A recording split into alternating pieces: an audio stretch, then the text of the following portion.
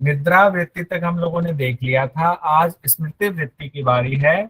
इसमें कहते हैं कि अनुभूत विषया संप्रमोश स्मृति, यानी कि पहले पूर्व में जो आपने अनुभव किया, जैसे कि सपोज करें कि कोई अमेरिका से घूमकर आए हैं और यहाँ अगर चर्चा साल भर बाद होती है तो अचानक से उनको याद होता है कि अमेरिका में फलाने शहर में मैं गया था, वहां इन चीजों को मैंने देखा था।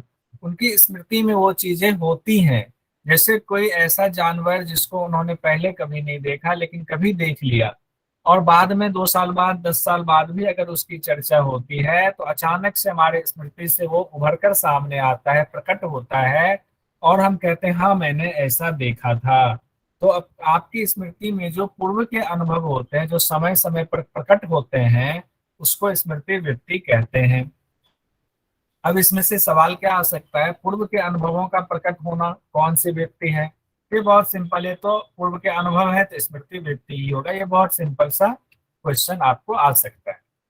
अब सवाल है कि वृत्ति हमने देख लिया, कितनी वृत्तियां हैं क्वेश्चन में आता है? 5 पांच वृत्ति से। ठीक है, पांचों तया वृत्ति। पंचतय्य क्लिष्टा क्लिष्टा। बहुत बढ़िया उमेश जी।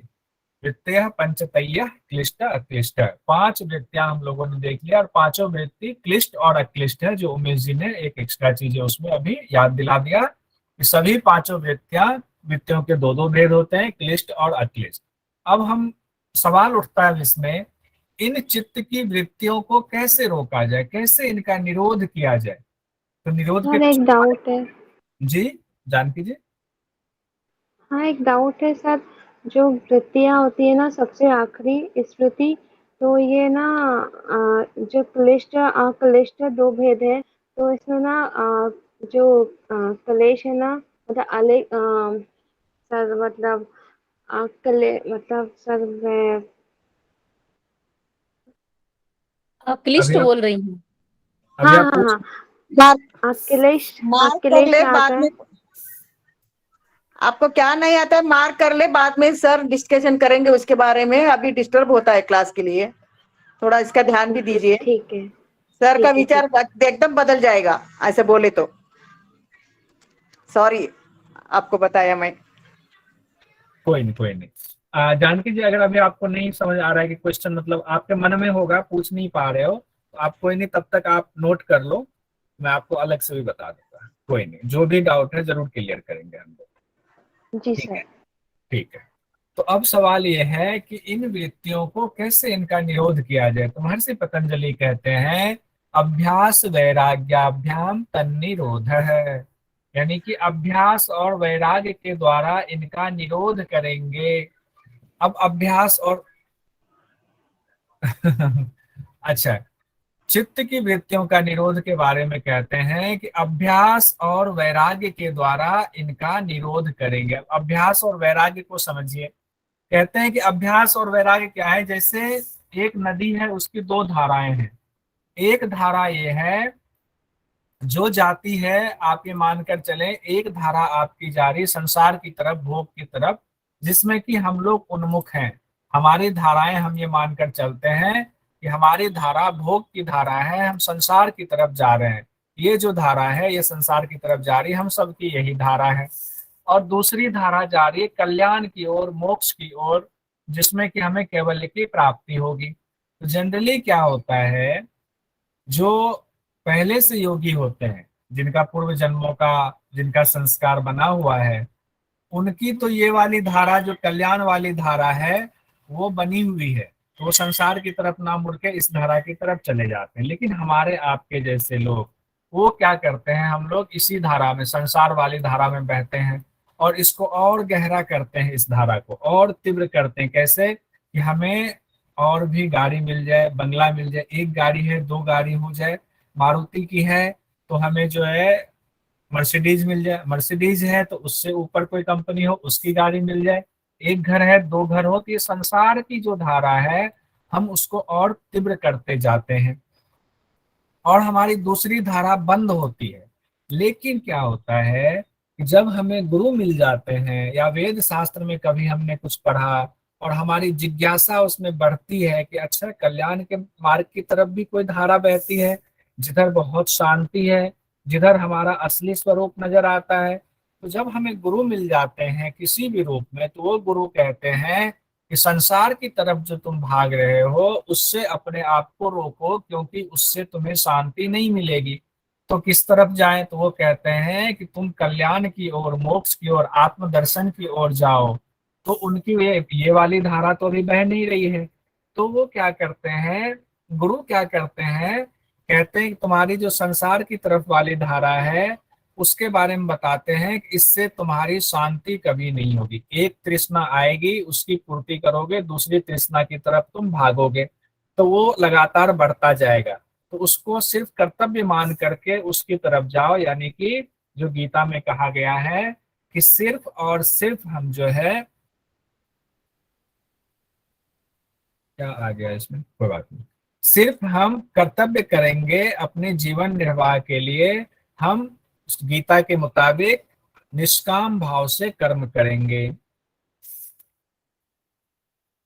निष्काम भाव से हम कर्म करेंगे।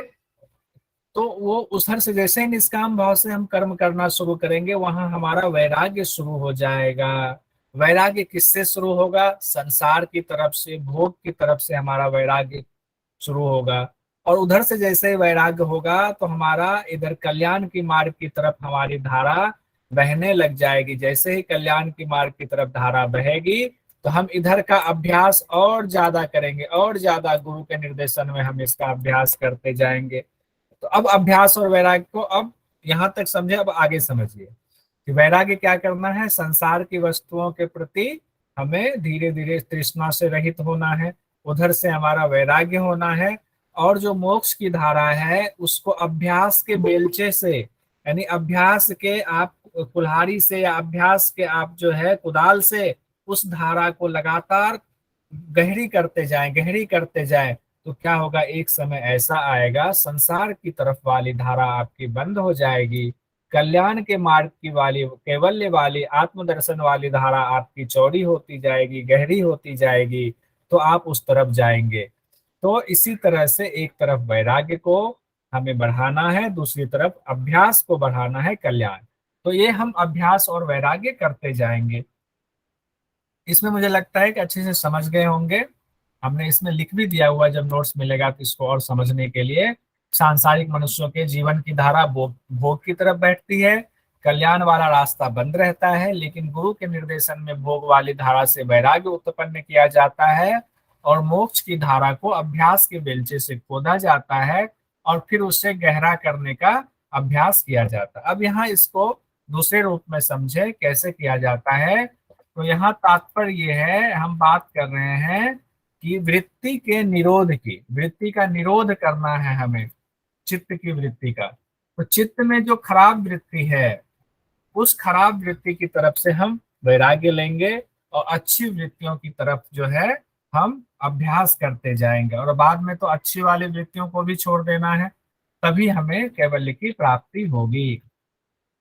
अब 13वें नंबर पर आते हैं कि अभ्यास क्या है। आपने समझा तो दिया कि हम अभ्यास करेंगे। रिपीट कर दीजिए एक बार ये लाइन, थोड़ा सा जो भी आपने बताया।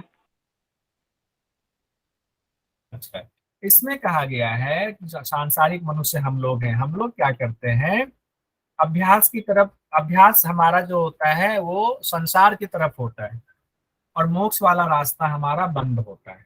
जब मोक्ष वाला रास्ता हमारा बंद होता है तो हम सिर्फ जो है चित्त की वृत्तियों में उलझे रहते हैं। चित्त की जो असंख्य वृत्तियां होती हैं, वो वृत्तियां लगातार जैसे जैसे हमारी उम्र बढ़ती है, हमारी लालसा बढ़ती है, तृष्णा बढ़ती है, तो हमारी चित्त की वृत्तियां और तीव्र होती जाती हैं। अब उसको इस रूप में समझे। तो अभ्यास हमें क्या करना है कि हमें मोक्ष का मार्ग, मोक्ष क्या है, आत्मदर्शन, आत्मदर्शन की तरफ बढ़ना है। तो आत्मदर्शन के आगे बताया गया है कि आत्मदर्शन की तरफ कैसे बढ़ेंगे। तो स्थूल से सूक्ष्म की तरफ, सूक्ष्म से फिर जो है हम बढ़ते हैं जीवात्मा, उस आत्मा की तरफ बढ़ते हैं। तो अभी वो वाला रास्ता हमारा बंद है। तो जब गुरु कोई मिलते हैं तो वो क्या कहते हैं, तुम जो संसार की तरफ तुम्हारी वृत्तियां हैं, उन वृत्तियों को अब तुम आत्मदर्शन की तरफ लगाओ। जब आत्मदर्शन की तरफ वृत्तियां लगती है तो संसार की तरफ जो है हमारा वैराग्य शुरू होता है, और आत्मदर्शन की तरफ हम अभ्यास शुरू करते हैं। ये अभ्यास, और जब ये अभ्यास और वैराग्य इस तरह से चलता है तो चित्त की वृत्तियों का निरोध होता है। और बाद में क्या कहा गया है, जो अच्छी वाली धारा है उसको भी भूल जाना है, सिर्फ आत्मा से आत्मा में खुश रहना है, तभी कैवल्य मिलेगा। यहाँ सिर्फ अभ्यास और वैराग्य की बात, सिंपल बात हो रही थी। अब कहा गया कि अभ्यास क्या है, कि अभ्यास कैसे करें। ये तो समझ गया कि हाँ ठीक है, हमें कल्याण की तरफ जाने के लिए का अभ्यास करना है, और जो हम संसार की तरफ हमारी भोग भोग की वस्तुएं हैं उससे हमें वैराग्य उत्पन्न होना चाहिए। कहते हैं कि अभ्यास ये है, तत्र स्थितो यत्नो अभ्यास है। तत्र स्थितो मतलब जो स्थिति चित्त की है उसमें यत्न करना, वो अभ्यास जब हम करते हैं यत्न की, यानी कि दोनों में से, तत्र मतलब तत्र यहाँ शब्द इस्तेमाल दोनों अभ्यास और वैराग्य के लिए किया गया है। कहते हैं दोनों में से, यानी अभ्यास और वैराग्य में से जब चित्त की स्थिति के लिए यत्न किया जाता है, जब चित्त की स्थिति के लिए यत्न किया जाता है तो वह अभ्यास है। अब आपके मन में सवाल आएगा, चित्त की स्थिति से क्या तात्पर्य है? तो चित्त की स्थिति से तात्पर्य है कि चित्त को वृत्ति रहित करने की जो कोशिश है। जब चित्त जो है वृत्ति से रहित होता है, यानी कि हमारा मन जो है अब 10 तरफ नहीं भाग रहा है, कि एक ही बार में हम कई बार सोचते हैं कि हमें नेट जीआरएफ भी निकल जाए, कई बार हमें अच्छी नौकरी भी मिल जाए, कई बार हमारा घर बंगला भी हो जाए, कई बार हमारी अच्छी शादी भी हो जाए अच्छे घर में। तो एक साथ कई चीजें हमारे मन में चलती रहती है। कहते नहीं, वो सब शांत हो करके चित्त आपका बिल्कुल शांत होगा, और शांत हो करके आत्मदर्शन की तरफ बहने के का अभ्यास आपका चलेगा। तो चित्त की स्थिति मतलब वृत्ति रहित चित्त जो है उसको स्थिति कहते हैं, यहाँ उसी को स्थितो कहा गया है। उस स्थिति के लिए, यानी चित्त की वृत्ति रहित स्थिति के लिए जो यत्न किया जाता है वो अभ्यास कहलाता है। अब सवाल आता है यहाँ पर कि वृत्तियां तो इतनी प्रबल होती हैं, एक वृत्ति हमारी आती है, अब वो वृत्ति अभी खत्म हुई नहीं कि दूसरी वृत्ति प्रबल हो जाती है। हमने सोचा कि हमें नेट जीआरएफ निकालना, जीआरएफ निकला नहीं, कि अब हम पीएचडी में एडमिशन के लिए सोचने लगते हैं। पीएचडी में एडमिशन के लिए सोचते नहीं कि हम सोचते हैं कहीं हमारी नौकरी लग जाए, नौकरी लगी नहीं सोचते हैं कहीं दूसरी नौकरी लगे कि हम और ज्यादा पैसे कमाए। यानी वृत्तियां हमारी इतनी प्रबल होती हैं, इतनी ज्यादा प्रबल होती हैं, हम कैसे उसको अभ्यास से उन वृत्तियों को रोकें। आपने कह तो दिया कि आपकी वृत्तियां जो है वो रुके, उसके लिए अभ्यास करो, यत्न करो, लेकिन वो कैसे करें, ये तो बहुत मुश्किल काम है। तो महर्षि पतंजलि कहते हैं हाँ मुश्किल तो है, लेकिन उसके लिए आपको क्या करना है, 14वें नंबर का सूत्र पढ़िए। वो क्या है, सतु दीर्घ काल निरंतर सत्कारा सेवितो दृढ़ भूमि। यानी कि आप दीर्घ काल तक उस अभ्यास को कीजिए, यत्न कीजिए। दीर्घ काल तक कैसे करेंगे, यानी आपको समय हो सकता है 5 साल लग जाए, 10 साल लग जाए, हर आदमी की स्थिति अलग अलग हो सकती है, वो बाद में बताया गया है मृदु मध्य अधिमात्र में।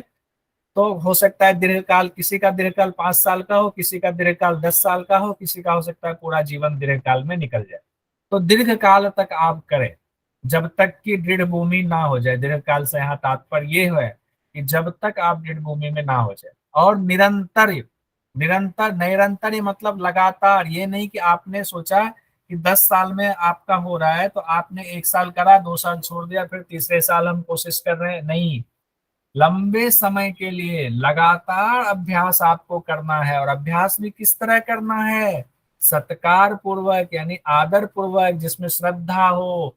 पूरे आप अपना वीर्य लगा दें, वीर्य मतलब आप अपनी पूरी जो है शक्ति लगा दें, आप सारे पुरुषार्थ लगा दें, तब जो है वो सत्कार की श्रेणी में आएगा। और फिर आसेवित, और उसका सेवन करते रहे, ये सारी चीजें इसमें समाहित हो जाएंगी। दीर्घकाल तक लगातार आदर पूर्वक जब हम इस अभ्यास का सेवन करते हैं, यानी अभ्यास करते रहते हैं, तब जाकर के चित्त की वृत्तियों का निरोध दृढ़ अवस्था वाला होता है। नहीं तो आप 2 दिन के लिए, 4 दिन के लिए आपका कोई चीज निरोध होगा, आपने चित्त को, कुछ वृत्तियों को निरोध किया, चौथी 5वीं वृत्ति आपकी उभरने लगेगी, ये वाली वृत्ति कुछ दिन तक शांत रहेंगी, फिर ये वृत्ति उभरने लगेंगी।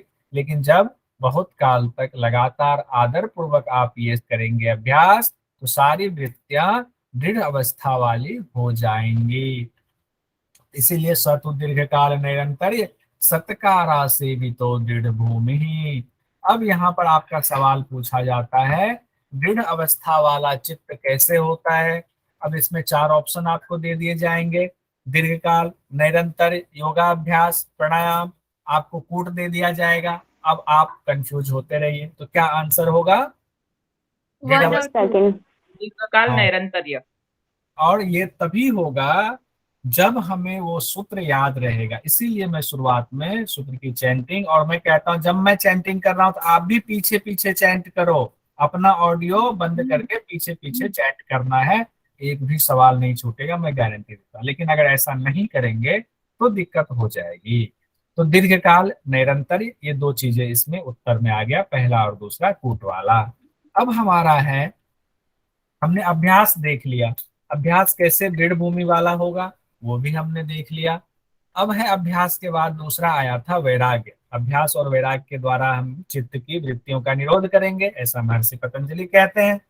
अब वैराग्य में एक बार वैराग्य के हम सूत्र में जाने से पहले वैराग्य को देखते हैं। इसकी 2 अवस्थाएं होती, अपर वैराग्य और पर वैराग्य। इसमें कंफ्यूजन कहाँ होती है उसको देख लीजिए। अपर शब्द बड़ा है, पर, दूसरा पर शब्द छोटा है, तो हम ये सोच लेते हैं पर वैराग्य छोटा है, अपर वैराग्य बड़ा है। शब्द जरूर अपर वैराग्य बड़ा है, लेकिन बड़ा कौन है? पर वैराग्य। उच्चतम स्थिति कौन है? पर वैराग्य की है। तो यहाँ पर इस तरह से ध्यान रखिएगा, जो शब्द बड़ा है उसकी अवस्था छोटी है, जो शब्द छोटा है वैराग्य में उसकी अवस्था उच्च है। यानी कि अपर वैराग्य वैराग्य की शुरुआती अवस्था है, और पर वैराग्य वैराग्य की अपर अवस्था है, मतलब उच्च अवस्था। अपर शब्द कहेंगे फिर कंफ्यूज। पर वैराग्य वैराग्य की उच्चतम अवस्था है, जो छोटा है वो उच्च है, जो बड़ा है वो निम्न अवस्था। इसको ऐसे याद रखेंगे। दूसरा, अपर वैराग्य को कहा गया है ये संप्रज्ञात समाधि को प्राप्त करने का साधन है। यानी अपर वैराग्य का जब आप अभ्यास करते हैं तो आप संप्रज्ञात समाधि प्राप्त करते हैं, और जब आप पर वैराग्य का अभ्यास करते हैं तो असंप्रज्ञात समाधि आपको प्राप्त होती है। यानी असंप्रज्ञात समाधि का साधन पर वैराग्य। इसको ऐसे समझे कि जैसे हमें गोवा जाना है, तो हम यहाँ से एक बस लेकर के मुंबई तक गए, तो वो अपर वैराग्य हुआ। वहां से हमने दूसरी बस ली, अब वो हमें गोवा पहुंचा रही, वो पर वैराग्य वाली बस हो गई। तो एक मंजिल तक जाने के लिए हमें 2 बस पकड़नी पड़ी, तो अपर वैराग्य और पर वैराग्य। अब इसको सूत्र के हिसाब से समझने की कोशिश करते हैं तो और समझ में आएगा, क्योंकि अपर वैराग्य सब डायरेक्ट नहीं आया हुआ है, किस रूप में आया है वो भी देख लीजिए ताकि सारा कंफ्यूजन दूर हो जाए। 15वें नंबर का सूत्र आपका है, दृष्टानुश्रविक विषय वितृष्णस्य वशीकार संज्ञा वैराग्यम। अब यहाँ 2 शब्द आया है, दृष्टा और आनुश्रविक, यानी दृष्ट आनुश्रविक। दृश्य का मतलब हुआ कि देखे गए, और आनुश्रविक मतलब सुने गए। अब 2 विषय आपके आ गए, ऐसा विषय जो देख रहे हैं और ऐसा विषय जो सुन रहे हैं। तो दोनों विषय से जब वितृष्ण से मतलब कि तृष्णा खत्म हो जाए, तृष्णा रहित। तो तृष्णा का मतलब क्या होता है? किसी चीज को पाने की जो तीव्र इच्छा हमारे अंदर होती है वो तृष्णा होती है। जैसे कोई चीज हमें पाना है, हमें रसगुल्ला खाना है, उसको पाने के लिए हम जितनी कोशिश करें, हमें एक गाड़ी खरीदनी है उसके लिए हम खूब मेहनत करते हैं, खूब पैसा कमाते हैं। हमें एक घर खरीदना, उसकी तृष्णा होती, सामने वाले से अच्छा घर हो हमारा, उसके लिए हम खूब मेहनत करते हैं, खूब पैसा कमाते हैं। तो वो तृष्णा जब हमारी खत्म हो जाती है, वितृष्ण से हो जाता है, तृष्णा रहित जब हो जाता है, तो वशीकार संज्ञा वैराग्यम। तब वशीकार संज्ञा मतलब नाम, संज्ञा कहते हैं किसी के नाम संज्ञा होता है, तो वशीकार नाम का जो वैराग्य है वही अपर वैराग्य है। तो जब देखे और सुने गए विषय से हमारी तृष्णा खत्म हो जाती है तो वो वशीकार नाम का वैराग्य होता है। इसी वशीकार नाम के वैराग्य को अपर वैराग्य कहते हैं। इसको ध्यान रखिएगा। कई बार अपर वैराग्य की जगह वशीकार वैराग्य भी अगर आपको दे दे तो वशीकार वैराग्य को समझिएगा ये अपर वैराग्य ही है। ठीक है। अब देखिए देखे गए कौन से हैं और सुने गए कौन से विषय हैं। देखे गए विषय हैं संसार की सुख सुविधाएं जितनी आप देख रहे हैं, जितनी चीजें हम देख रहे हैं वो सारी देखी गई चीजें हैं, वो हमारे इंद्रियों में हैं। जैसे हमने देखा कि रसगुल्ला है, हमने देखा कि एक अच्छी गाड़ी है, ऑडी की गाड़ी है या फिर मर्सिडीज की गाड़ी है, तरह तरह की गाड़ियां हम देखते हैं, तरह तरह के सुख भोग हम देखते हैं। तो जितनी चीजें हम देखते हैं सब देखे गए सुख सुविधाएं हैं। जब उनसे आपकी तृष्णा खत्म हो जाए, आपको लगे कि नहीं ये सारी चीजें जो देख रहे हैं ये तो हमें और दुख में डालने वाली हैं, ये और हमें संसार भोग में डालने वाली, इससे हमें शांति नहीं मिल रही, एक की पूर्ति होती नहीं, दूसरे की तरफ हम और भागते हैं। अब उससे आपकी तृष्णा जो है खत्म होने लगी, आप तृष्णा रहित होने लगे, हमें नहीं चाहिए गाड़ी, छोड़ो हम तो इतने में ही साइकिल चला के ही खुश हो लेंगे, हमें गाड़ी नहीं चाहिए। सुने गए विषय का तात्पर्य है कि जो वेद शास्त्र में लिखा गया है या ऋषि मुनियों ने कहा है या महर्षि पतंजलि ने कहा है कि आप ये अभ्यास करेंगे, आप बल पे संयम करेंगे, आपको हाथी जैसा बल मिल जाएगा, आप सिंह पर संयम करेंगे, सिंह जैसा बल मिल जाएगा, आप काय पे संयम करेंगे तो आपको उसका काय व्यूह का ज्ञान हो जाएगा, आप सूर्य पे संयम करेंगे तो आपको ये, अब जितनी चीजें हैं वो सब सुनी गई चीजें, आपने अभी उसका साक्षात्कार नहीं किया है, लेकिन सुना है कि देवलोक ऐसा होता है, स्वर्ग लोक में अप्सराएं नाचती हैं और वहां सब कुछ खुला रहता है, सारी सुख सुविधाएं होती है, वहां कल्प वृक्ष होता है। कहते हैं ये सब चीज आपने सुन लिया, आपको लगा कि हमने देखा तो है नहीं, क्या करना है इसका, हमने इसमें पढ़ा हुआ। महर्षि पतंजलि ये भी कहते हैं साथ साथ कि जितनी सुख सुविधाएं हैं, जितना सिद्धियां मिलती है, उनके प्रति आप ना अपने भाव को उनकी तरफ ना ले जा करके उससे अपने मुख को मोड़ो, तो हमारा होता है नहीं, छोड़ो, हमें उनके प्रति नहीं रखनी है तृष्णा का भाव, हमें नहीं चाहिए देवलोक, हमें नहीं चाहिए स्वर्गलोक, हमें तो मोक्ष चाहिए। जब उसके प्रति भी यानी कि देखे गए और सुने गए दोनों विषय के प्रति आपका तृष्णा बढ़ जाता है, आपकी तृष्णा रहित हो जाती है आपका चित्त, तब जो वैराग्य होता है उसको वशीकार संज्ञा, वशीकार नाम का वैराग्य कहते हैं। कौन सा वैराग्य है? वशीकार वैराग्य, उसी को अपर वैराग्य कहते हैं। तो अपर वैराग्य में दो ही चीज आई, यानी कि अब यहाँ हम लोग इसको हम लोग लिखते हैं अपर वैराग्य में, देखे और सुने गए विषयों से तृष्णा रहित होना, रहित होना, ये हमारा अपर वैराग्य है। अपर वैराग्य का ही दूसरा नाम क्या है बताइए? वशीकार। वशीकार। सब लोग बोलिए, बोलने से क्या होगा आपको याद रह जाए। वशीकार वैराग्य हमने लिख दिया, वशीकार वैराग्य, अपर वैराग्य को ही वशीकार वैराग्य कह दिया गया। वशीकार वैराग्य संज्ञा वैराग्यम। हाँ, अब वशीकार देख संज्ञा, संज्ञा बोले तो सर क्या, वशीकार संज्ञा वैराग्यम, संज्ञा बोले तो छोड़ देना। संज्ञा मतलब नाम, संज्ञा, आपका संज्ञा क्या है? पुष्पा। आपका अच्छा, संज्ञा क्या है? संज्ञा, आपका नाम। जो शरीर है उसका संज्ञा है पुष्पा। मीना जी के शरीर का संज्ञा है मीना। पुंडिक जी का जो एक शरीर है उसका संज्ञा मतलब उसका नाम है पुंडिक जी। तो वो संज्ञा मतलब नाम होता है, ठीक है।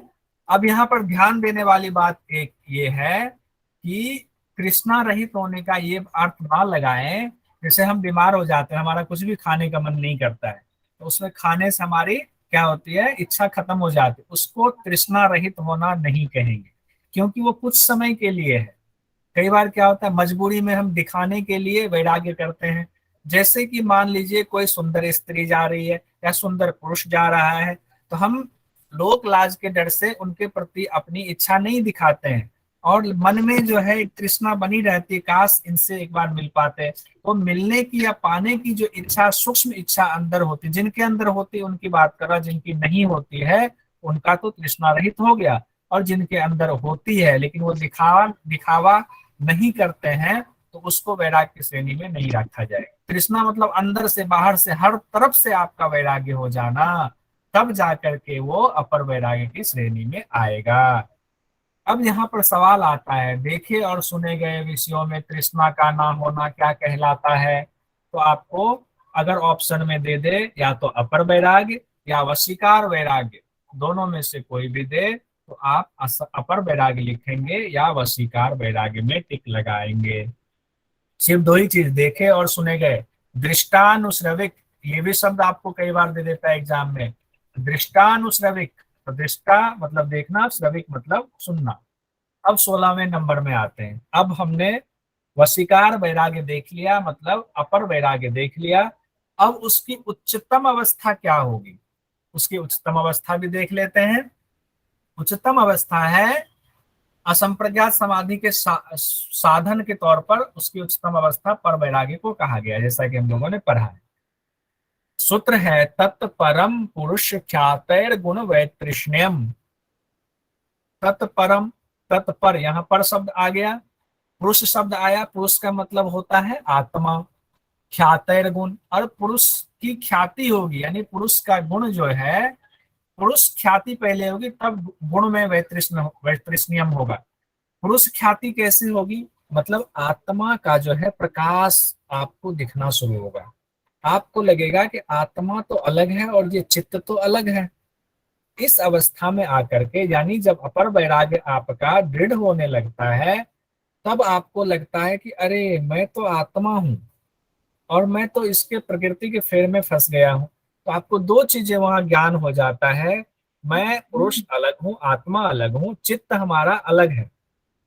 तो ये जो दो भेद आपको पता चलता है, जैसे सपोज कीजिए आपको ये पता चलता है कि मैं मीना हूं और मेरे ये चार जो दोस्त हैं ये मेरे शत्रु हैं, इसका एहसास हमें हो गया है, लेकिन उसके बावजूद हम उनसे जुड़े हुए हैं, क्योंकि हमें ये पता है अच्छा ठीक है शत्रु तो है लेकिन इनके बिना हमारा काम नहीं चल सकता है, हम जरा संभल करके इनके साथ जितना जरूरत हो उतना ही काम करेंगे और वो भी हमारे साथ ऐसा ना करे हमें नुकसान पहुंचा पाए। तो अभी असंप्रज्ञात की स्थिति आई लेकिन कैवल्य नहीं आया, कैवल्य में तो पुरुष बिल्कुल ही अलग हो जाता है। कहते जब ये स्थिति आती है, हम ये ज्ञान हो जाता है कि पुरुष अलग है, यानी मैं अलग हूं, हमारे दुश्मन अलग है, चित्त अलग है, तो क्या होता है जो उसके गुण हैं, प्रकृति के गुण हैं, कौन कौन से गुण हैं, सत रज और तम, ये तीन गुण हैं प्रकृति के। इन्हीं तीन गुणों के द्वारा प्रकृति ने पुरुष को घेरा हुआ है, अपने अंदर खींचा है उसका प्रकाश लेने के लिए। उसके प्रकाश की वजह से प्रकृति में जितनी चीजें थी वो प्रकाशित हो गई, वो उभर के आ गए, पूरा संसार दिखने लगा। और जब पुरुष निकल जाता है तो वो अंधकार में हो जाता है। तो कहा गया सतरज तम, ये जो तीनों गुण हैं, पुरुष को लगा अच्छा इसी सतरज तम गुण के द्वारा इन्होंने मुझे बांध रखा था, अब हमें सतरज तम गुण से हमारी तृष्णा खत्म होने लगी। जब ये इन तीनों गुणों से तृष्णा खत्म हो जाती है तो ये पर वैराग्य की स्थिति होती है। तो पर वैराग्य आप समझ गए, अपर वैराग्य भी समझ गए और पर वैराग्य भी समझ गए। पर वैराग्य असंप्रज्ञात समाधि का साधन है। इस स्थिति में हम असंप्रज्ञात समाधि में पहुंचते हैं। अब सवाल में आपका आ सकता है, इसको और क्लियर करेंगे आगे, संप्रज्ञात असंप्रज्ञात और कैवल्य में क्या भेद है वो भी मैं बताऊंगा। अब सवाल आ सकता है आपके, प्रकृति के गुणों से तृष्णा रहित होना क्या कहलाता है? तो ये क्या कहलाता है? पर वैराग्य कहलाता है। आपको दे देगा अपर वैराग्य, पर वैराग्य क्या कहलाता है? अपर वैराग्य में क्या था, किससे था तृष्णा? अपर वैराग्य में बताइए जल्दी से। दृष्टा देखे और सुने, पूरा नहीं हो रहा है। दृष्टानुश्रविक। हाँ, शिवानी जी। देखे और सुने गए वस्तु, देखे और सुने गए विषय से तृष्णा रहित हो ठीक है, मैंने कहा देखे और सुने गए विषय से तृष्णा रहित हो जाना। और पर वैराग्य में क्या है? गुणों में तृष्णा होना। बोलिए अनामिका जी क्या? पुरुष के गुणों से तृष्णा रहित होना। रजत प्रकृति गुण कौन सा नाम है जी? प्रकृति गुण रज सर रजतम। ये ध्यान रखिए, प्रकृति के गुणों से तृष्णा रहित होना पर वैराग्य है और सुने और देखे गए विषयों से तृष्णा रहित होना अपर वैराग्य। तो पर वैराग्य उच्चतम अवस्था है, अपर वैराग्य उसकी निम्न अवस्था है। अब वैराग्य कितने प्रकार के होते हैं ये तो हम लोग देख चुके। अब इसमें आगे बढ़ते हैं, संप्रज्ञात समाधि। अब संप्रज्ञात समाधि का साधन क्या बनाया गया? अपर वैराग्य के द्वारा हम संप्रज्ञात समाधि की प्राप्ति करेंगे, यानी एक बस से हम मुंबई तक जाएंगे, मुंबई को संप्रज्ञात मान लें। अब संप्रज्ञात के बारे में कहा गया है, इसके चार भेद होते हैं। क्वेश्चन आता है, देखिए हम लोग इसको अर्थ समझते समझते क्वेश्चन को भी देखना है। क्वेश्चन में आपको अगर ये सूत्र याद है, वितर्क विचार आनंद अस्मितानुगमात संप्रज्ञात है, तो आप सीक्वेंस डाल सकते हैं वहां कि वितर्क पहले था, विचार उसके बाद है, आनंद उसके बाद है, अस्मिता उसके बाद है। आपको चार ऑप्शंस उल्टा सीधा दे दिया जाता है, कहते हैं इसको क्रम से सजाएं सूत्र के मुताबिक। ये क्वेश्चन कई बार आ चुका है नेट जीआरएफ में, ध्यान रखिएगा। इसीलिए इसको याद करना है। तो वितर्क पहले है, विचार उसके बाद, आनंद और अस्मिता। कई बार पूछ दिया जाता है संप्रज्ञात समाधि के कितने भेद हैं, या 4 में से 2 दे दिया जाएगा, दूसरा कुछ दिया जाएगा, इसमें से संप्रज्ञात समाधि के भेद कौन कौन से हैं उसमें कूट में दे दिया जाएगा। जब आपको चारों पता हो कि वितर्क, विचार, आनंद और अस्मिता ये संप्रज्ञात समाधि के 4 भेद हैं, तो आप कभी कंफ्यूज नहीं होंगे। अब वितर्क के 2 भेद हैं, सवितर्क, निर्वितर्क, और विचार के 2 भेद हैं, सविचार, निर्विचार। इसको बाद में पढ़ेंगे जब इसका सूत्र आएगा। बस यहाँ पर इसलिए लिखा कि कई बार हम कंफ्यूज होते हैं कि यार सविचार, निर्विचार, सवितर्क, निर्वितर्क ये 4 भेद हैं संप्रज्ञात के या कौन है? तो नहीं, संप्रज्ञात के 4 भेद तो वितर्क, विचार, आनंद, अस्मिता है, लेकिन वितर्क के 2 भेद हो गए तो उपभेद इसको कह लें, वितर्क के सवितर्क, निर्वितर्क, और विचार के सविचार, निर्विचार। तो ये उसके बाद है। अब हम देखते हैं कि वितर्क क्या है, विचार क्या है, आनंद क्या है, अस्मिता क्या है, और इसकी समाधि कैसे की जाती है, और इसको सबीज समाधि क्यों कहा गया है, और असंप्रज्ञात को निर्वित समाधि क्यों कहा गया है। इसको लेकर के बड़ा कंफ्यूजन होती है। वो सबीज क्या हम बताएंगे अभी आपको। अब वितर्क है पहला। वितर्क पहले में क्या होता है, देखिए इसके लिए आपको ये जानना होगा कि सांख्य शास्त्र के मुताबिक 24 तत्व हैं और 25वां तत्व ईश्वर को माना गया है। जो 24 तत्व हैं उसकी उत्पत्ति कैसे हुई है, सतरज तम जो प्रकृति के गुण हैं उसके द्वारा उसमें जो है आत्मा का प्रकाश गया। तो आत्मा का प्रकाश जाते थे कि प्रकृति में सब कुछ पहले से मौजूद है, सारे तत्व मौजूद हैं, किसी का जन्म अलग से नहीं हो रहा है। कहने के लिए हम कहते हैं जन्म हुआ है, नहीं हो रहा है, सब पहले से मौजूद है, बस वो अंधकार में है। उसको क्या चाहिए प्रकृति को, उसको बस आत्मा का, पुरुष का प्रकाश चाहिए। जैसे पुरुष का प्रकाश पड़ता है एक एक करके उसकी चीजें उभरती जाती हैं। ऐसा हम लोगों ने शिव संगीता में भी पढ़ा हुआ है कि सब कुछ होता है, बस आत्मा का प्रकाश चाहिए और पूरा संसार उठ खड़ा होता है। तो जैसे ही आत्मा का प्रकाश पड़ता है सत्य गुणों में पढ़ करके, वैसे ही पहला तत्व जो दिखता है वो कौन सा दिखता है, महद तत्व। उसको हम लोग कहते हैं बुद्धि का तत्व। बुद्धि के तत्व से आता है अहंकार का तत्व। तो अहंकार का तत्व पहले बुद्धि आया, उसके बाद अहंकार आ गया, अहंकार दिख गया। और सात्विक अहंकार से उत्पन्न होता है, इसको विकार भी कहते हैं। उससे उत्पन्न 16 चीजें होती, उसको उत्पन्न शब्द का इस्तेमाल जरूर करते हैं लेकिन वो पहले से उसमें है, मौजूद है। तो 16 चीजें क्या क्या मौजूद है जो दिखनी शुरू हो जाती है। तो 11 हमारा इंद्रिय है, 5 ज्ञानेंद्रियां, 5 कर्मेंद्रियां, 1 उभय इंद्रिय मन। तो 11 इंद्रिय हो गया। और उसके बाद हमारा 5 तन्मात्रा, ये सब के सब सात्विक अहंकार से उत्पन्न हुए हैं। अब सात्विक अहंकार से ये उत्पन्न हुआ जो 5 तन्मात्रा है, रूप, रस, गंध, शब्द और स्पर्श, उससे उत्पन्न होता है पंच महाभूत। जो हमारा ये पंच महाभूत का शरीर है, क्षिति, जल, पावक, गगन, समीरा, ये जो 5 तत्व है जो हमें दिखता है, सिर्फ पंचभूत ही दिखता है, बाकी चीजें हमें दिखाई नहीं देती हैं, सब सूक्ष्म की श्रेणी में आती हैं। अब सवाल उठता है, वितर्क पर आते हैं। हमने स्थूल देख लिया कि 5 स्थूल तत्व हमारे हो गए। कहते हैं वितर्क की जो स्थिति होती है समाधि की, संप्रज्ञा वितर्कानुगत समाधि, उसमें स्थूल भी होता है, तन्मात्रा भी होता है, इंद्रिय भी होता है और जीवात्मा, इनकी जिज्ञासा हमारे मन में होती है। तो हम शुरुआत कहाँ से करेंगे, स्थूल से करेंगे।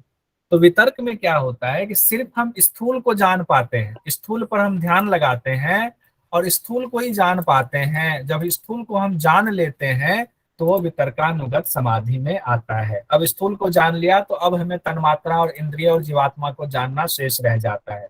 तो वितर्क में क्या होता है, हम स्थूल का साक्षात्कार कर लेते हैं लेकिन शेष जो 3 चीजें और हैं, तन्मात्रा, इंद्रिय और जीवात्मा, इनका सामान्य ज्ञान ही हमें रहता है, इनका साक्षात्कार होना हमारे लिए बाकी होता है।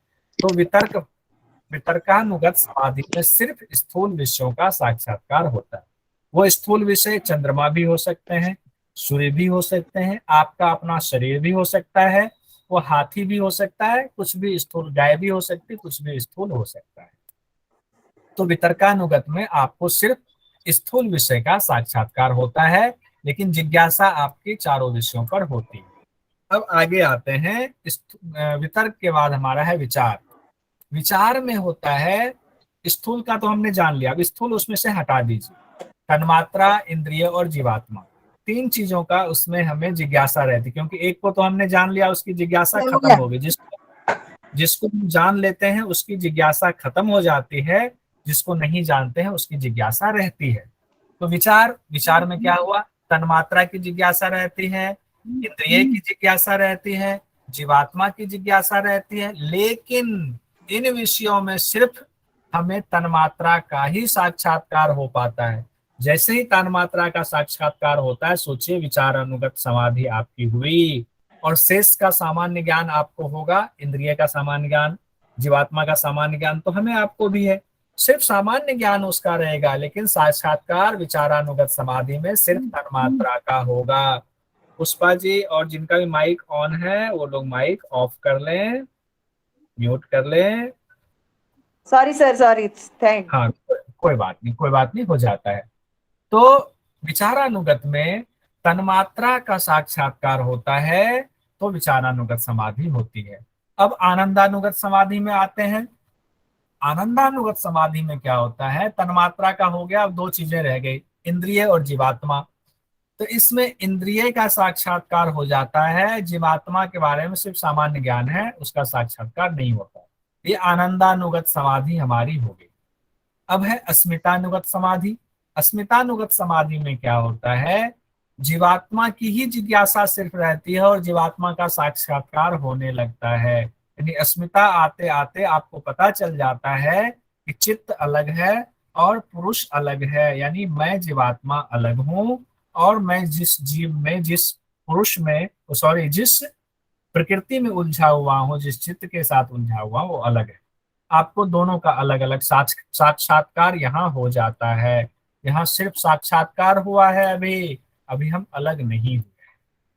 अब सवाल यह है कि ये जो आपने देखा, 4 स्टेप देखा हमने संप्रज्ञात समाधि का, उसको सबीज समाधि क्यों कहते हैं? इसलिए कहते हैं इसमें आलंबन होता है। आलंबन मतलब किसी विषय को हमने बीज रूप में माना और उस पर हमने चिंतन शुरू करा। जैसे कि हमने शुरुआत में स्थूल में करा, फिर हम आए सूक्ष्म में, तन्मात्रा में, फिर हम इंद्रियों पर आए, फिर हम जीवात्मा पर आए। तो हमने कुछ ना कुछ बीज लिया, वो सारे बीज थी, उसका अवलंबन हमने किया, इसीलिए इसे सबीज समाधि कहा जाता है।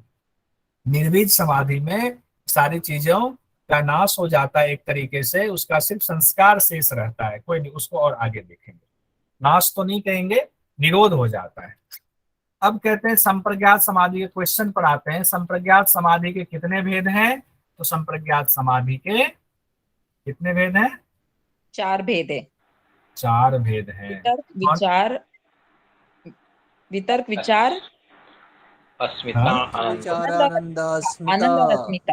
हाँ, संतोष जी ने भी कहा, लेकिन संतोष जी ने एक ऊपर और नीचे कर दिया, वितर्क विचार अस्मिता और आनंद कर। तो जबकि सीक्वेंस क्या है, वितर्क विचार आनंद अस्मिता। मैंने जो क्वेश्चन आपके स्क्रीन पर है ये नेट जीआरएफ में पूछा गया था, ये उल्टा करके लिख दिया और कूट में दे दिया कि इसका सही सीक्वेंस क्रम बताएं। तो सही क्रम क्या है?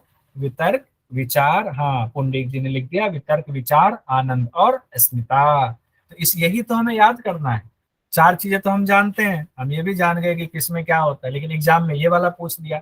अब आपका सारा ज्ञान धरा का धरा रह जाएगा कि हमें स्थूल में हमने ध्यान लगाया था तो विचार में था, वितर्क में था, और हमने जो है सूक्ष्म में वो तन्मात्रा में लगाया तो विचार में था, और आनंद में हमने जो है इंद्रियों का हो गया, अस्मिता में हमें जो है पुरुष का ज्ञान हो गया।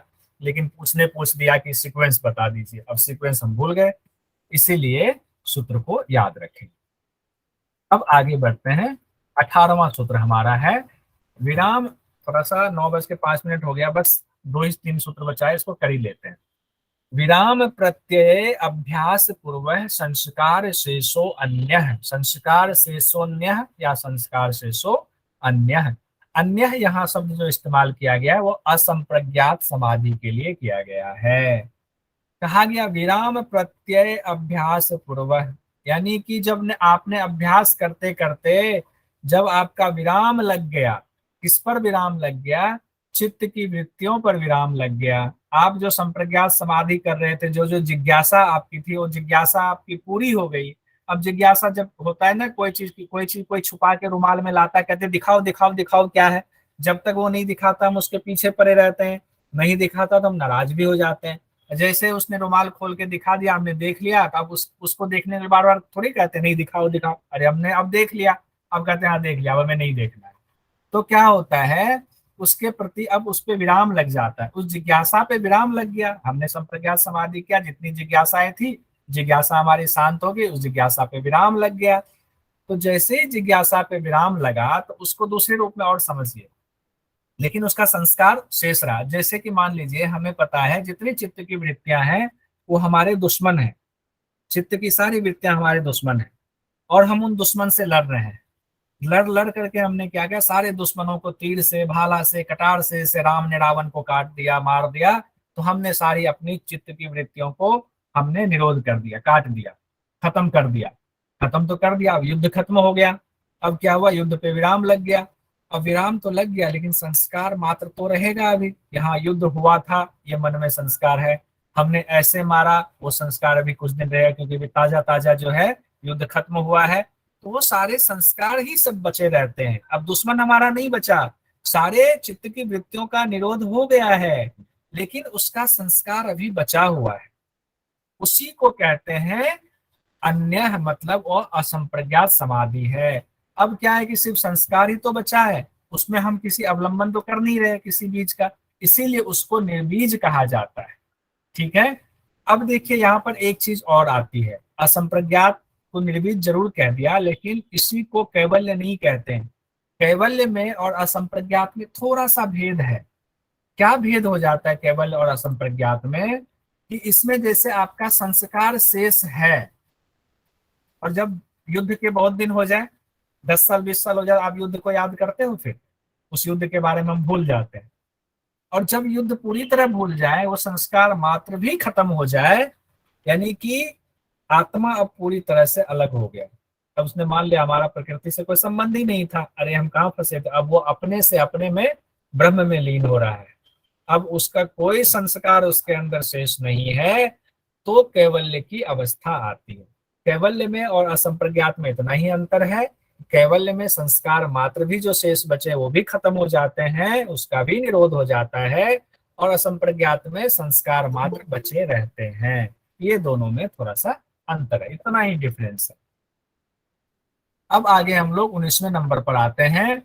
इसमें भव प्रत्यय की बात है, और भव प्रत्यय में विदेह और प्रकृति की बात है। इसको पहले सूत्र पर आने से पहले थोड़ा सा देख लेते हैं। योगी के 2 प्रकार होते हैं, या योग साधक के 2 प्रकार होते हैं, ऐसा भी कह सकते हैं। तो योग साधक के जो 2 प्रकार होते हैं, एक तो प्रकार हम लोगों का है जो उपाय वाले हैं। हम लोगों की जो प्रकृति है वो उपाय प्रत्यय वाली है। तो हमारा और जो दूसरे योगी हैं, सबका लक्ष्य एक ही है, कैवल्य की प्राप्ति, मोक्ष की प्राप्ति। अब कहते हैं कि योगी के पातंजल योग सूत्र के मुताबिक 2 भेद हो गए, भव प्रत्यय, उपाय प्रत्यय। यहाँ प्रत्यय से तात्पर्य योगी से या योग साधक से लिया गया है। भव प्रत्यय के 2 हो गए, विदेह योगी और प्रकृति लय योगी। विदेह और प्रकृति लय में क्या फर्क है, क्या अंतर है, वो भी अभी हम लोग देख लेंगे। 19वां नंबर का जो सूत्र है वो भव प्रत्यय से लिया गया है, यानी विदेह योगी और प्रकृति लय योगी के बारे में चर्चा है। और 20वां जो सूत्र हमारा है वो उपाय प्रत्यय, यानी कि हम लोग जो सामान्य योगी हैं उनके लिए चर्चा की गई, यानी योग साधक के लिए चर्चा की गई। तो ये 2 तरह का आप समझ लीजिए, योगी के 2 प्रकार, भव प्रत्यय, उपाय प्रत्यय। भव प्रत्यय के 2 हो गए, विदेह योगी, प्रकृति लय योगी, और उपाय वाले में सामान्य योगी। अब ये मोटा मोटी जानने के बाद अब इसके सूत्र पर आते हैं। कहते हैं सूत्र में भव प्रत्ययो विदेह प्रकृति लयानाम। कहते हैं कि भव प्रत्यय अपने आप उद्भक्त होता है, मतलब प्रकट होता है, प्रतीति होती है, जन्म से ही वो बहुत सारा कुछ सीख कर आया हुआ है। अब उसमें क्या होता है, उसमें भी दो तरह का है, कि जो पहले से सीख कर आया है उसमें एक है विदेह योगी और एक प्रकृति लय योगी। अब विदेह योगी और प्रकृति लय योगी में क्या अंतर होगा, तो अब आप संप्रज्ञात समाधि पे जाएं एक बार को। संप्रज्ञात समाधि के 4 भेद बताए गए थे, वितर्क, विचार, आनंद और अस्मिता। ये बार बार आएगा, इसीलिए उसको पूरा रट जाइए। वितर्क विचार आनंद अस्मिता, वितर्क विचार आनंद अस्मिता 10 बार बोलेंगे, वो मन में चित्त में बैठ जाएगा। तो कहा गया विदेह योगी उनको कहेंगे जिन्होंने वितर्क और विचार को सिद्ध कर लिया। वितर्क विचार को आप सिद्ध कर लिए तो उसके बाद कहाँ पहुंचेंगे? आनंदानुगत समाधि में पहुंचेंगे। आनंदानुगत समाधि में पहुंच करके आप वहां रुक गए। जैसे कि मान लीजिए संतोष जी ने समाधि की शुरुआत की और वितर्क समाधि को साध लिया, विचार समाधि को साध लिया, विचारानुगत में भी सिद्ध हो गए, अब आनंदानुगत समाधि के पास पहुंच गए। अब इनकी इच्छा आगे बढ़ने की हुई नहीं, उस आनंदानुगत में ही रम गए कि हमें तो बड़ा आनंद आ रहा है। आनंदानुगत में कौन सा था? इंद्रियों वाला विषय था, उसी में रम गए। और क्या हुआ? उसके बाद इनका जीवन काल पूरा हो गया। अब जीवन काल इन्होंने पूरा कर लिया, उस शरीर को, वो शरीर बूढ़ा हो गया, जर्जर हो गया, उस शरीर को छोड़ दिया। अब जो इनका जन्म होगा तो इनका जन्म योगी के घर में होगा, अच्छे घर में होगा, जहां से इनके आगे की योग की यात्रा प्रारंभ होगी। तो जो ये आनंदानुगत समाधि तक इन्होंने छोड़ा था, फिर इनका जन्म हुआ। अब जो जन्म हो करके ये जो श्रेणी इनकी कहलाएगी योगी की, ये विदेह योगी की श्रेणी कहलाएगी। ठीक है। अब प्रकृति लय योगी क्या है? प्रकृति लय योगी में क्या होगा? मान लीजिए पुंडीक जी ने वितर्कानुगत समाधि को साध लिया, सिद्ध कर लिया, विचारानुगत समाधि को भी सिद्ध कर लिया, आनंदानुगत समाधि को भी साक्षात्कार कर लिया, उसको भी सिद्ध कर लिया। तो पहुंचेंगे कहाँ? चौथे स्टेज में, अस्मितानुगत समाधि पर। अब ये अस्मितानुगत समाधि पर लगे हुए हैं, आत्मा से आत्मा में प्रसन्न हो रहे हैं, लेकिन अभी इनका चित्त से संबंध बना हुआ है। हालांकि इनको साक्षात्कार हो गया पुरुष का, ये अस्मितानुगत समाधि में पहुंच गए हैं और यहीं पर ये आनंद में। अब इससे आगे ये नहीं बढ़ रहे हैं, आगे नहीं बढ़ रहे हैं और इनका शरीर जर्जर हो गया, इनका समय काल पूरा हो गया शरीर का, तो इन्होंने उस शरीर को छोड़ दिया। अब इनको नया शरीर चाहिए, नया जन्म चाहिए। अब नया जन्म इन्होंने ये एक अच्छे घर में लेंगे फिर से, जहां पर योग का पूरा माहौल हो, योग की यात्रा आगे इनकी बढ़ेगी। वहां पर जो इनकी स्थिति होगी, इनका नामकरण जो महर्षि पतंजलि ने किया है, जिन्होंने अस्मितानुगत समाधि पर आकर के जिनका जीवन काल खत्म हुआ और नई यात्रा शुरू होगी, उनको प्रकृति लय योगी कहा है। ठीक है। इनको ध्यान रखिएगा, इनको योग की भाषा में विदेह योगी और प्रकृति लय योगी दोनों को ही पथभ्रष्ट योगी भी कहा जाता है। यानी केवल प्राप्त नहीं किया, पथ में रुक गए, तो आप पूरा तो हुआ नहीं, तो पथ से भ्रष्ट हो गए थे, रुक गए थे, पथभ्रष्ट योगी भी कहा जाता है। लेकिन आगे की यात्रा ये दोनों ही योगी अब बहुत कम समय में क्या करेंगे? असंप्रज्ञात समाधि को प्राप्त कर लेंगे, कैवल्य को प्राप्त कर लेंगे जन्म हो करके। अब आगे बढ़ते हैं। भव प्रत्यय आपने देख लिया, और दूसरा कौन सा था? उपाय प्रत्यय। भव प्रत्यय का विदेह और प्रकृति लय योगी देख लिया। अब आते हैं उपाय प्रत्यय 20वां में। 20वें नंबर में कहा गया है, यानी कि भव प्रत्यय वाला जो आपके दो योगी हो गए यहाँ पर, विदेह योगी प्रकृति लय योगी, वो सिर्फ थोड़े से अभ्यास करके ही उनको कैवल्य मिल जाएगा। लेकिन जो उपाय प्रत्यय वाले हैं, जो हम लोग हैं, उनको बड़ी मेहनत करनी पड़ेगी। क्या मेहनत करनी पड़ेगी? श्रद्धा वीर्य स्मृति समाधि प्रज्ञा पूर्वक इतरेषाम। अब उनको क्या करना पड़ेगा? श्रद्धा रखनी पड़ेगी योग के साधन में। उनको पूरा वीर्यवान हो करके, यानी पूरा पुरुषार्थ लगा करके, पूरी स्मृति का ध्यान रखते हुए, जितनी चीजें हमारी स्मृति में हो सकती हैं उस योग के साधन के लिए, जो भी अच्छी चीजें हो सकती हैं, सबको समाधि के में रमते हुए प्रज्ञा पूर्वक हमें तब जो है हमें जा करके असंप्रज्ञात समाधि की सिद्धि होगी। यानी श्रद्धा वीर्य मुझे नहीं करना होगा ना सर? अच्छा, आपको नहीं करना होगा। यानी कि सामान्य लोगों के लिए श्रद्धा वीर्य स्मृति समाधि प्रज्ञा पूर्वक ये सब कुछ जरूरी है, तब जाकर के उसका योग सिद्ध होगा, तब जाकर के उसको कैवल्य की प्राप्ति होगी। तो ये हम लोगों ने दोनों भेद देख लिया। अब थोड़ा सा इसका क्वेश्चन देख लेते हैं। सवाल है, श्रद्धा वीर्य समाधि ये किनके लिए है? विदेह योगी के लिए, प्रकृति लय योगी के लिए, साधारण योगी के लिए, कैवल्य प्राप्त योगी के लिए। तो किनके लिए है? साधारण योगी के लिए। साधारण योगी के लिए। या कई बार इसकी जगह पे आपको शब्द ये भी इस्तेमाल दिया जा सकता है, कौन सा? उपाय प्रत्यय। ठीक है, तो उपाय प्रत्यय भी अगर आ जाए तो परेशान नहीं होंगे। उपाय प्रत्यय का अर्थ है साधारण योगी। साधारण योगी को ही उपाय प्रत्यय के अंतर्गत रखा गया है। ये हमारा 20 तक कंप्लीट हो गया। कल 21 से शुरू करेंगे, बहुत ज्यादा समय हो गया। अच्छा, जानकी भदौरिया जी का कुछ सवाल था, क्या पूछना चाह रही थी? अब पूछिए। हाँ सर, वो स्मृति का ना सबसे वृत्ति का सबसे लास्ट था ना, तो मुझे ना क्लिष्ट में ना थोड़ा ना डिफाइंड कर दे, मतलब डिफाइन करना था क्लिष्ट अक्लिष्ट। इन्होंने मुझे मतलब लगता है कि मैसेज में लिखा था, खैर फिर भी। क्लिष्ट और अक्लिष्ट, क्लिष्ट मतलब क्या होता है? उलझा हुआ। अक्लिष्ट मतलब जो उलझा हुआ ना हो, अगर शाब्दिक अर्थ देखें तो। क्लिष्ट का अर्थ यह है कि आप योग साधना करने जा रहे हैं और उसमें जो चीजें आपको सहायता प्रदान करती हैं, जो विचार हैं, चाहे जो अवस्था है, जो आपकी परिस्थिति है, जो उसमें सहायता प्रदान करती हैं, वो अक्लिष्ट वृत्ति होगी। और जो उसमें बाधा उत्पन्न करती हैं, चाहे आपके विचार हो, चाहे आपकी परिस्थिति हो, चाहे आपके आसपास के लोग हों, वो क्लिष्ट वृत्ति में के अंतर्गत आएगा। ठीक है, जो बाधा उत्पन्न करे वो क्लिष्ट, जो सहायता प्रदान करे वो अक्लिष्ट है। ठीक है, हाँ मीना जी बताएं। धन्यवाद सर। मीना जी कुछ पूछ रहे थे? हाँ हाँ, कौशल जी, मुझे ना थोड़ा अपरम और इसमें थोड़ा ये हो गया है कंफ्यूजन। अपर और पर वैराग्य में ना, हाँ हाँ हाँ। देखिए अपर वैराग्य क्या है? निम्न अवस्था है। और उसका उच्चतम अवस्था क्या है? पर वैराग्य। यानी अपर जो बड़ा है वो छोटा है, जो छोटा है वो बड़ा है। पहले तो ये समझेंगे। अब अपर वैराग्य क्या है और पर वैराग्य क्या? अपर वैराग्य जो है संप्रज्ञात समाधि का साधन है। अपर वैराग्य के द्वारा जब बढ़ते हैं हमें तो संप्रज्ञात समाधि तक पहुंचते हैं, और पर वैराग्य में जब बढ़ते हैं तो हम असंप्रज्ञात समाधि तक पहुंचते हैं। अपर वैराग्य वाला क्या था? देखे और सुने गए विषय में जब हमारी तृष्णा हो जाती है तो अपर वैराग्य हुआ। और जब हमारा पर वैराग्य वाले में क्या था? जब प्रकृति के गुणों से हमारी तृष्णा खत्म हो जाती, तृष्णा रहित हो जाती, उसको पर वैराग्य कहते हैं। सिंपल तो यही था, अपर और पर वैराग्य का।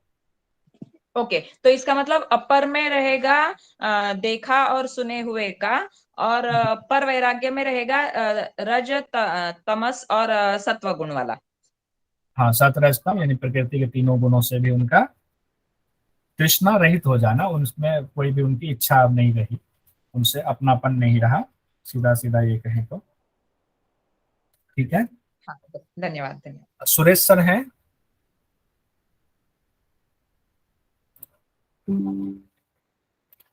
आइए सर। शांति पाठ करा देते।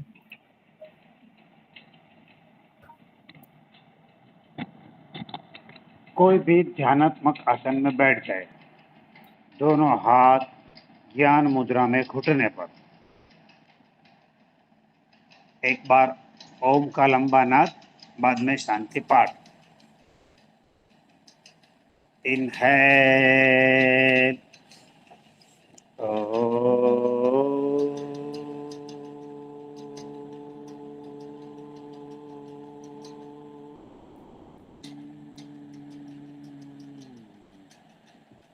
रिलैक्स, दोनों हाथ नमस्कार मुद्रा में।